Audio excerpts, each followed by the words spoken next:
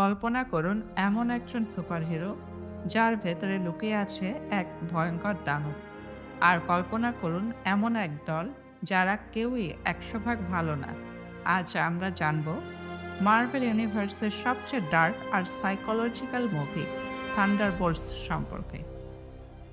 Thunderbolts Marvel cinematic ইউনিভার্সের ৩৬তম movie, যার মাধ্যমে ফেজ ৫ এর সমাপ্তি ঘটে। এই গল্পে শুরু হয় একদল অ্যান্টি হিরোকে নিয়ে, যাদের সবাই একসময় ছিল মারাত্মক বিপজ্জনক। মুভির শুরুতে দেখা যায় একজন রহস্যময় নেত্রী ভ্যালেন্টিনা ডিফন্টেইন একটি বিপজ্জনক মিশনের জন্য কিছু অ্যান্টি হিরোকে একত্রিত করেন। এই দলে রয়েছেন ব্ল্যাক উইডোর বোন ইয়েলেনা বেলোভা, আবেগে ভরা কিন্তু প্রাণঘাতী; বাকি বান্স, সাবেক উইন্টার সোলজার, অতীতের দুঃস্বপ্ন তাকে ছাড়ে না; রেড গার্ডিয়ান, রাশিয়ার সুপার সোলজার, একটু হাস্যকর কিন্তু সাহসী; আমেরিকার তৈরি বিকল্প ক্যাপ্টেন ইউএস এজেন্ট, অনেক বেশি রাগী; গোস্ট, যিনি শরীর ফেস করে জিনিসের মধ্য দিয়ে চলাফেরা করতে পারেন; টাস্ক মাস্টার, এক ভয়ঙ্কর যোদ্ধা যে প্রতিপক্ষের মুভমেন্ট কপি করে ফেলে অ্যাক্সিডেন্টে। তাদের একটি মিশনে পাঠানো হয় যেখানে তারা বুঝতে পারে তাদের মিশনটি একটি ফাঁদে পরিণত হয় এবং তাদের ধ্বংস করার জন্যই এই মিশন পরিকল্পনা করা হয়েছে। তারা একটি গোপন প্রকল্পের অংশ হিসেবে সুপার হিউম্যান সৃষ্টির চক্রান্তের মুখোমুখি হয়। এই প্রকল্পের অংশ হিসেবে তারা বব নামক একজন অস্থির সুপার হিউম্যানের সন্ধান পান। মুভির কেন্দ্রীয় চরিত্র বব, যিনি একটি গোপন পরীক্ষার ফলাফল হিসেবে অতি মানবীয় শক্তি অর্জন করেন, যিনি পরে সেন্ট্রি এবং তার অন্ধকার রূপ ভয়েডে পরিণত হন। শুরুতে মনে হয় সেন্ট্রি একজন শান্তশিষ্ট শক্তিশালী মানুষ, কিন্তু ধীরে ধীরে বোঝা যায় তার মনের ভেতর লুকিয়ে আছে এক অন্ধকার দানব, দ্য ভয়েড। ভয়েড হলো এক ধরনের অশুভ সত্তা যেটা ধ্বংস ছাড়া কিছুই বোঝে না। আর সমস্যা হচ্ছে সেন্ট্রি নিজেও জানে না সে কবে ভয়েড হয়ে যাবে। ভ্যালেন্টিনা তাকে প্রশিক্ষণ দিয়ে একটি অস্ত্র হিসেবে ব্যবহার করতে চান, কিন্তু সেন্ট্রির ভেতরের ভয়েড ধীরে ধীরে নিয়ন্ত্রণ হারাতে থাকে এবং একটি বিপজ্জনক সত্তায় পরিণত হয়।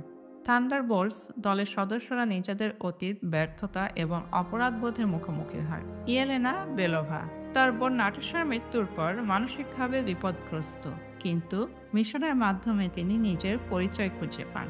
বাকি বান্স, সাবেক উইন্টার সোলজার হিসেবে তার অতীতের পাপ এবং বর্তমানের দায়িত্বের মধ্যে দ্বন্দ্ব দেখা দেয়। রেড গার্ডিয়ান ও ইউএস এজেন্ট, তাদের মধ্যে নেতৃত্বের জন্য প্রতিযোগিতা এবং নিজেদের অতীতের ভুলের জন্য অনুশোচনা দেখা যায়। গোস্ট তার শরীর নিয়ে কষ্টে আছে আর ভয় পায় সব হারানো। মুভিটি মূলত মানসিক স্বাস্থ্য, আত্মপরিচয় এবং পুনরুদ্ধারের মতো বিষয়গুলো নিয়ে কাজ করে। মিশন যতই এগোয় ততই টিমের মধ্যে বিশ্বাস, সম্পর্ক আর রাগ জমে। ভয়টি যখন একের পর এক শহর ধ্বংস করতে শুরু করে, তারা বুঝতে পারে যে তাদের একমাত্র উপায় হলো একসাথে কাজ করা এবং সেন্ট্রিকে থামানো। তারা সেন্ট্রিকে বোঝান, তুমি এখনও মানুষ, এখনও আমাদেরই বন্ধু। সেই মুহূর্তটা সিনেমার সবচেয়ে আবেগঘন দৃশ্য, যখন এক একজন নিজেদের সব ভুল, দুঃখ আর ব্যর্থতাকে গ্রহণ করে। একটি চূড়ান্ত সংঘর্ষে তারা সেন্ট্রিকে তার ভয়ের সত্তা থেকে মুক্তি করতে সক্ষম হয় এবং তাকে মানবিক দিকটি স্মরণ করিয়ে দেয়। থান্ডারবোল্টস আমাদের শেখায়, ভালো নাকি মন্দ সেটা নির্ধারিত হয় না অতীত দিয়ে, বরং তুমি এখন কি করছো সেটা দিয়ে। শেষ দৃশ্যে দেখা যায় থান্ডারবোল্টস দলটি একসাথে দাঁড়ায়। ভ্যালেন্টিনা একটি প্রেস কনফারেন্সে থান্ডারবোল্টস দলকে নিউ অ্যাভেঞ্জার্স হিসেবে ঘোষণা করেন।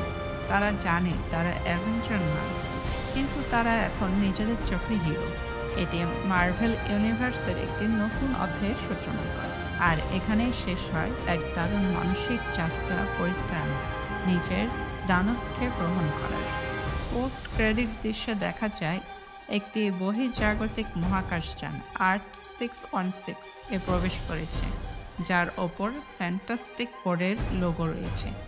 এটি ভবিষ্যতে movie fantastic four, first step এবং অ্যাভেঞ্জার্স ডোমসডে এর ইঙ্গিত দেয়।